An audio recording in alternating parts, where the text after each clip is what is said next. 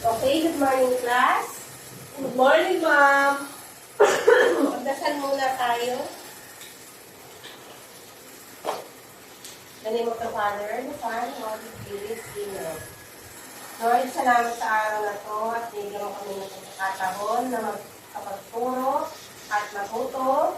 Pagabayan mo po kami at nung matapos namin itong aming discussion ngayong araw, yun lang at maraming salamat. Amen. Okay, class. Ang pag-uusapan natin ngayon ay algebraic expression, linear equation, and inequalities in one variable. Aware naman kayo sa algebraic expression at saka linear equation, Yes, and ma'am. inequalities. Okay. Bago natin umpisahan, magkakaroon muna tayo ng assessment, ng pre-assessment. Okay, kuha kayo ng papel. Madali lang itong sasagutan natin. Babanggitin ko na lang, tapos letra na lang ilagay ninyo. Ano? Okay. Number 1. Which of the following is an algebraic expression? A. X plus 5 equals 10. B. X minus 3 greater than 7. C. 4x plus 6. D. X equals 9. Which of the following is an algebraic expression? Ulitin ko pa yung ano? Number 2. Which of the following is a linear equation? A. 3x plus 2. B. 2x minus 4 equals 10. C. X plus 5 less than 12. And D. 5y. Number 3. Which symbol is used in inequalities? A. Equals. B. Plus. C. Less than. And D. X. Number 4. Ang number 4 natin, isosolve natin si x plus 4 equals 9. Ano? A. 3. B. 4. C. 5. And D. 6. Number 5. Solve the inequalities. Ang number 5 natin na isosolve ulit. X minus 2 greater than 5. And letter A. X is greater than 3. B. X is greater than 5. C. X is greater than 7. And D. X is less than 7. Okay. Exchange your paper. Who wants to answer number 1? Okay, Carlene, what's your answer number 1? Okay. Any other answer? Jane? Okay. Letter C, ma'am. Okay. Letter C ang sagot sa number 1. Ano? Okay, number 2. Raise your hand. Okay, Jane, what's your answer number 2? Letter B, ma'am. Okay, very good. Number 3. Okay, Carlene, what's your answer? Letter C po, ma'am. Yan, very good. Number 4. What's answer number 4? Jane. Letter C, ma'am. Okay. How about number 5? Carlene, okay? What's your answer? C po, ma'am. Oh. Okay. Correct answer? Okay, Jane? Letter C, ma'am. Okay, very good. Okay.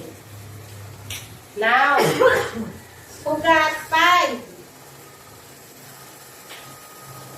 4. 3. Okay. Kahit pa paano, walang na zero. Kahit pa paano, alam na ninyo yung ating topic, ano? Okay. So, we proceed to the main topic. Algebraic expression. An algebraic expression is a mathematical phrase made up of numbers, variables, and operations, such as addition, subtraction, multiplication, and division. Unlike equation and inequalities, algebraic expressions do not contain equality or inequality symbol. Sample.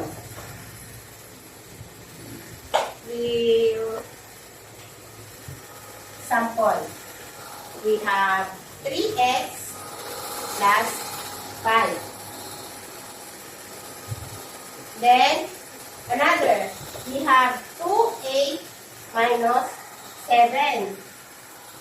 Paano natin masasabi na siya isang algebraic expression? Anyone?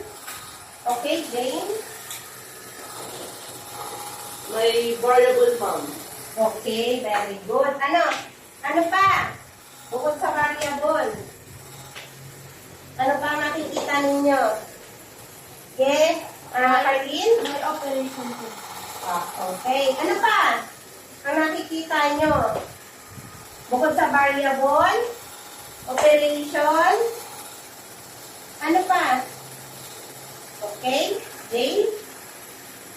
Constant po. Okay. At, ano pa? We have term, ano? Term, operation, and constant. Ano? Okay. We proceed to the parts of algebraic expression. Ito yung tinatawag nating variable. Ano? Ang sinasabi, ang variable is a letter or symbol used to represent an unknown number. Yun na yun. Lahat ng letter or symbol, ano? Yun yung tinatawag nating variable. Ang constant naman is a fixed number without any variable. Ibig sabihin, ito yung constant. Wala siyang kasamang variable. Next is coefficient. Coefficient is the number multiplied by the variable. Halimbawa, yung in 3x, ay, ang coefficient natin dyan is yung alin? Yes, Karin? 3 po, ma'am. 3. Yun ang coefficient natin. Kasi yung x ay tinatawag natin variable. Ano? Ang coefficient naman. Then, ngayon, what is term? Ang term is yung 3x. Ano? Sabi, ang tx ay part of an expression separated by addition or subtraction symbol or any expression in mathematical. Kahit pa yan ay maging plus, minus, times, ang tawag doon ay term. Ano? Pinaghihiwalay siya ng mga symbol ng mathematics. Okay. Naintindihan ba? Yes, ma'am. Opo, ma'am. Ikaw, Carly, naintindihan mo din ba? Opo, ma'am. Okay. Dahil kung maintindihan nyo, proceed tayo sa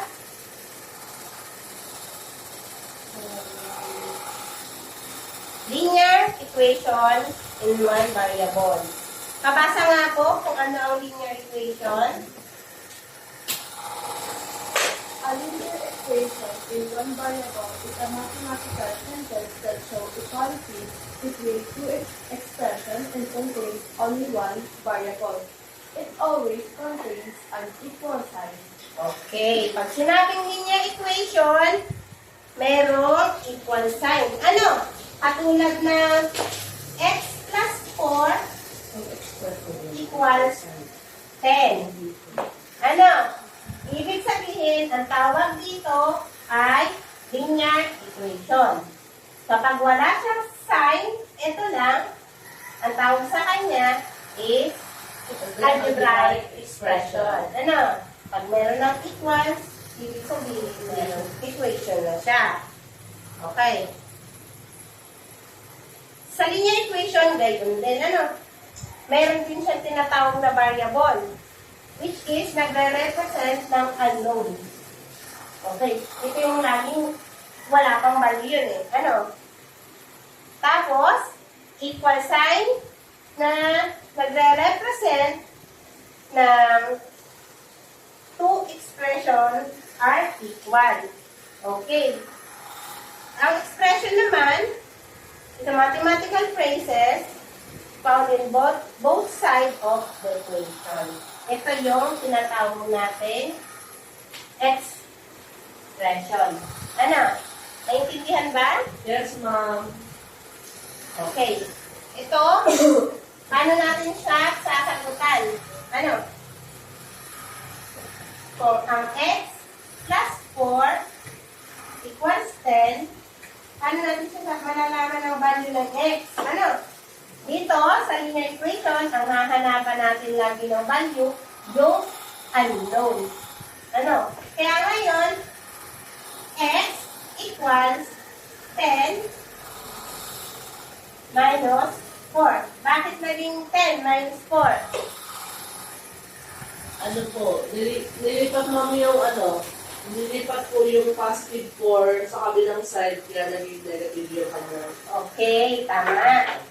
Sa linear equation, once na hinahanap natin yung unknown value, lagi nating i-substitute yung katabi niyang term, papalitan natin ng symbol. Ano? Kapag halimbawa siya ay negative, ito ay magiging positive. Kung ito naman ay positive, magiging naman siyang negative. Ano? Para makuha natin yung unknown value. So ngayon, x equals 10 minus 4, 6. okay. So ngayon, ang value ng x ay 6. Gayon, kumuha ng linear equation. Naintindihan ba? Yes, ma'am. Okay. Application of linear equation. Linear equations are always used in budgeting money. Ano?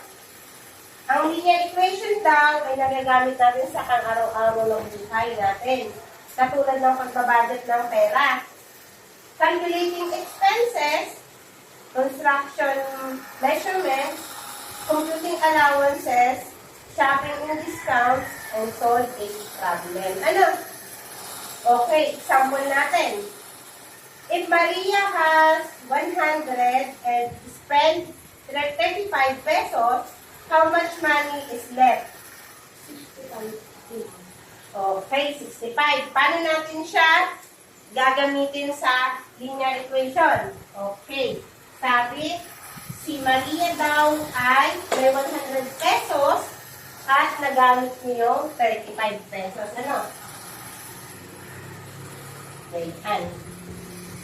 Ito yung pera ni Maria. At na-spend niya yung 35. So ngayon, para malaman natin kung magkano pa yung pera sa kanya, yung pera ni Maria, 100, imaminus natin yung nagastos niya. So kaya meron tayong ilan? 65. Gayon gumamit ng linear equation sa real life situation. Okay? Naiintindihan po ba? Yes, ma'am. Very good.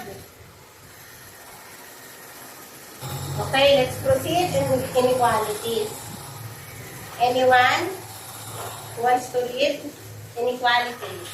Inequalities in one variable. An inequality in one variable is a mathematical statement that compares two expressions using inequality symbol. Symbol used in inequality. Symbol, greater than, less than, greater than or equal to, less than or equal to. Okay, thank you. Ibig sabihin, compare na dalawang expression using the inequality symbol. Ano nga yung mga equality symbol natin? Greater than, less than, greater than or equal to, and less than